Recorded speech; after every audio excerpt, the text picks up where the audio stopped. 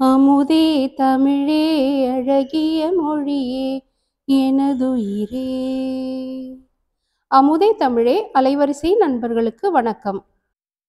நம்முடைய அலைவரிசையில திரு தேவநேய பாவாணர் ஐயா எழுதின வேர்ச்சொல் கட்டுரைகள் அதை பத்தி பார்த்துட்டு இருக்கோம். வேர்ச்சொற்கள் தான் ஒரு மொழியின் அடிநாதமா விளங்குது. அந்த வேர்ச்சொற்கள் தமிழ்ல இருக்கு அப்படிங்கிறத தான் நம்மளுடைய இந்த வேர்ச்சொற்கள் கட்டுரை ஆணித்தரமா நம்மளுக்கு சொல்லி தருது. இதை தான் நம்ம இன்னைக்கு பார்த்துட்டு இருக்கிறோம். என்னும் வேர்ச்சொல் அந்த பகுதியினுடைய 2ஆம் பக்கத்தை இன்னைக்கு நம்ம தொடர்ச்சியா பார்க்கலாம். இந்த பகுதியினுடைய முதல் பக்கத்துல கடைசியா நம்ம பார்த்தது அமலை அப்படிங்கிற சொல்லு. அமலைன்னா அது மிகுதி அப்படிங்கிற பொருள் பெறுது அப்படிங்கிறத பார்த்தோம். அந்த சொல் அமல் அப்படிங்கிற சொல்ல இருந்து அமல், அமளி அப்படிங்கிற சொல் மிகுதியை குறித்த சொல்லா விளங்குது அப்படிங்கிறதையும், இதே மலையாளத்துல அமைல் அப்படின்னு அவங்க பயன்படுத்துறதையும் நம்ம பார்த்தோம். அடுத்தது அமை அப்படிங்கிறது கெட்டியான மூங்கில். கெட்டி மூங்கில்னா ஒன்றாக கூட்டமாக இருக்கக்கூடிய மூங்கிலை குறித்த சொல்லாகவும் விளங்குது அப்படிங்கிறத தொல்காப்பியத்தில் உள்ள சேரே திரட்சி அப்படிங்கிற ஒரு எடுத்துக்காட்டான வரியோட நம்ம பார்த்தோம். அதுக்கு அடுத்தது பார்த்தீங்கன்னா பழமொழி 400 அதுல உள்ள ஒரு வரி அமையோடு வைக்கலாம் வெற்ப. இந்த வரிகள் மூலமா என்னும் இசைவு சொல்லானது ஒத்துப்போதல், இணங்குதல், கூடுதல் அப்படிங்கிற பொருளை கொடுக்குது அப்படிங்கிறத நம்ம பார்த்தோம்.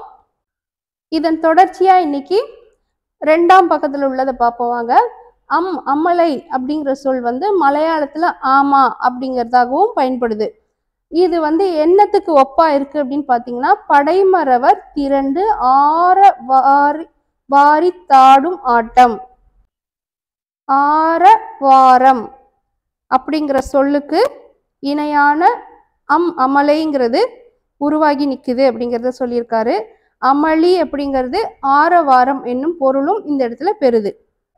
இப்போ இதுல இருந்து நமக்கு ஒண்ணு தெரியுது பாருங்க. நம்ம பேசும்போது நம்ம சொல்லுவோம் அங்க ஒரே அமளி துமளியா இருக்கு அப்படின்னுவோம். அப்படின்னா என்ன அர்த்தம்? ஆரவாரமா இருக்கு. அமளிங்கிறது திரட்சி, மிகுதி அப்படிங்கிற சொல் மூலமா ஆரவாரம், ஏன்னா ஒரு கூட்டமா மக்கள் இருக்கிறாங்க அப்படின்னும் பொழுது அந்த இடத்துல மகிழ்ச்சியோ அல்லது துக்கமோ அல்லது போரோ சண்டையோ எது நடந்தாலும் அங்க மிகுதியான பேச்சு குரல், மனிதர்களுடைய ஓசை, உற்சாக மிகுதி அங்க காணப்படும். அந்த இடத்துல அது ஆரவாரம் அப்படிங்கிற சொல்லுக்கும் இணையான சொல்லாக அந்த அமலைங்கிற சொல் பார்க்கப்படுது. அடுத்து என்ன சொல்லியிருக்கிறார் பாருங்க. அப்படின்னா முதல் பொருள் நிலத்தோடு பொருந்தும் நீர் அப்படியும் நம்ம எடுத்துக்கலாம் அப்படின்னு சொல்லியிருக்கிறாரு. அதுக்கு எடுத்துக்காட்டா அந்தாள் செடையார், தாழ் செடையார் அப்படி நம்ம பிரிச்சு பார்க்கணும். இது வெங்கை கோவை அப்படிங்கிற புத்தகத்தில் உள்ள ஒரு பாடல் வரி.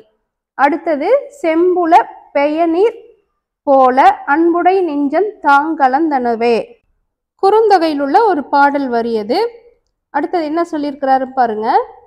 அன்புடை நெஞ்சம் தாங்கலந்தனவே என்னும் குறுந்தொகை அடிகளை நோக்குக. ஆம் நீர். அம்முங்கிற சொல் தான் ஆம்ங்கிற சொல் தான் நீர் அப்படின்னு அவர் சொல்லியிருக்கிறார். இந்த பாடல் வரிகள் இந்த பொருட்களை தான் தருது அப்படிங்கிறாரு. இப்போ இதை நம்ம பார்க்கும்போது அன்புடை அப்படின்னு சொல்றோம் இல்லையா, அந்த அன்பு அப்படிங்கிற சொல்லி எதை குறித்து வருது? நீரை குறித்து, நம்ம மனசுல உள்ள ஈரத்தை குறித்த சொல்லா அது இருக்கு. உனக்கு நெஞ்சில ஈரமே இல்லையா, உனக்கு பாசமே இல்லையா, அன்பே இல்லையா அப்படின்னு சொல்றோம் இல்லையா, இந்த இடத்துல அப்படிங்கிறது எல்லாமே என்னவா இருக்கு? நீரை குறித்த, அன்பை குறித்த சொற்களா, இணைதலை குறித்த சொற்களா பயன்படுது.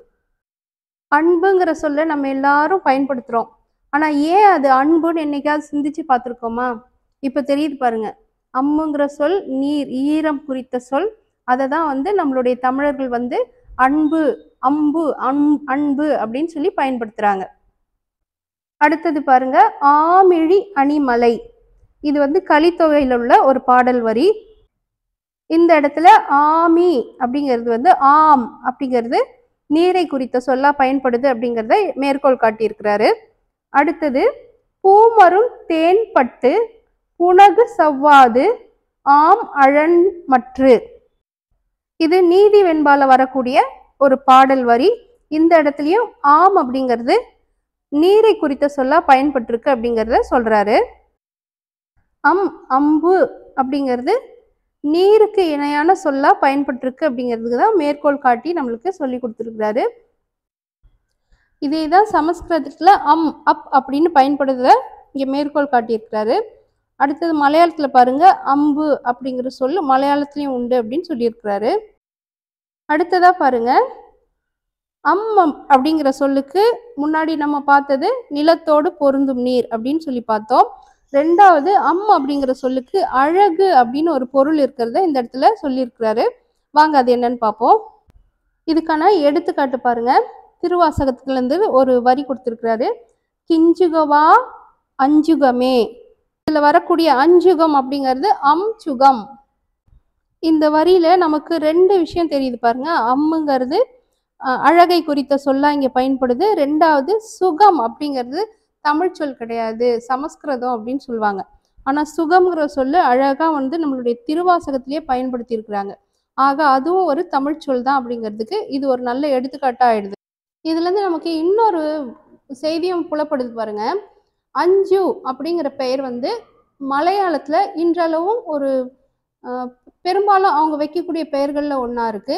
அஞ்சுங்கிறதுக்கு அவங்க சமஸ்கிருத பொருள் ஏதாவது கொடுத்துருக்குறாங்களாங்கிறது எனக்கு தெரியல. ஆனா நம்ம தமிழ்ல அதிகம் பயன்படுத்தாதனால அது அவங்களுடைய மொழி அப்படின்ற மாதிரி ஒரு கணக்குக்கு போயிடுச்சு.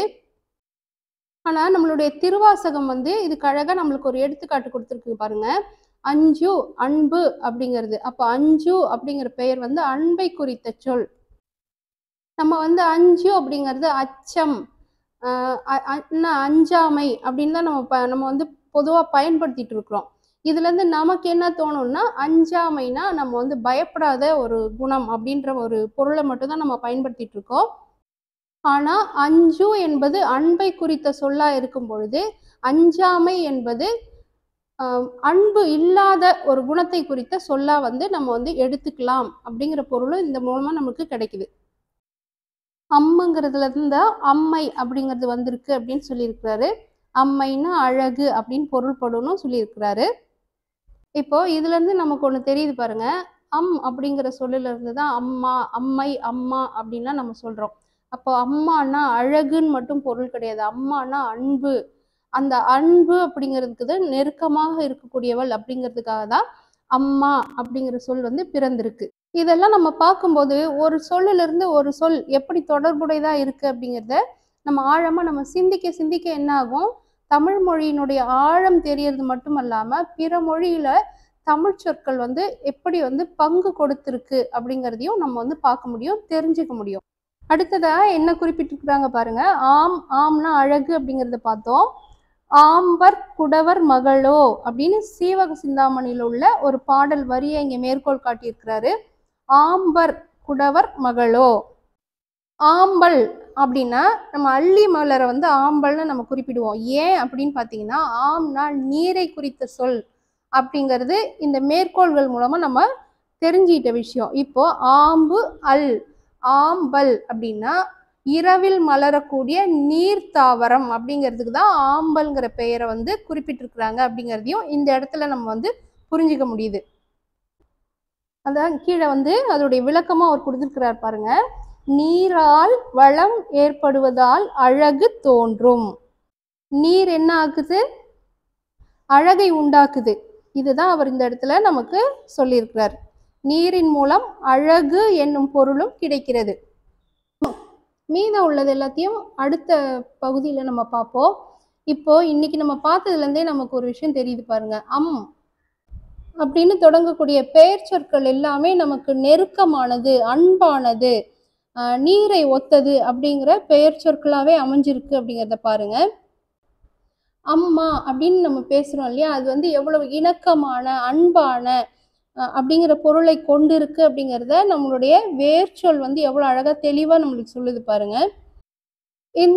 இப்போ இது வரைக்கும் நம்ம படிச்சது எல்லாத்தையும் வச்சு நீங்க தனிமையில இருக்கும்போது சிந்திச்சு பாருங்க. நமக்கே ஒன்றும் இல்லை, நம்ம இப்போ கம்ப்யூட்டர்ல சர்ச் கொடுக்குறோம்ல, அந்த மாதிரிதான் இதெல்லாம் நம்மளுடைய மூளைக்கு நம்ம ஏத்திட்டோம் இல்லையா. இப்போ நம்ம மூளையே என்ன பண்ணும், நம்மளை தொடர்புபடுத்தி பார்க்க சொல்லும்.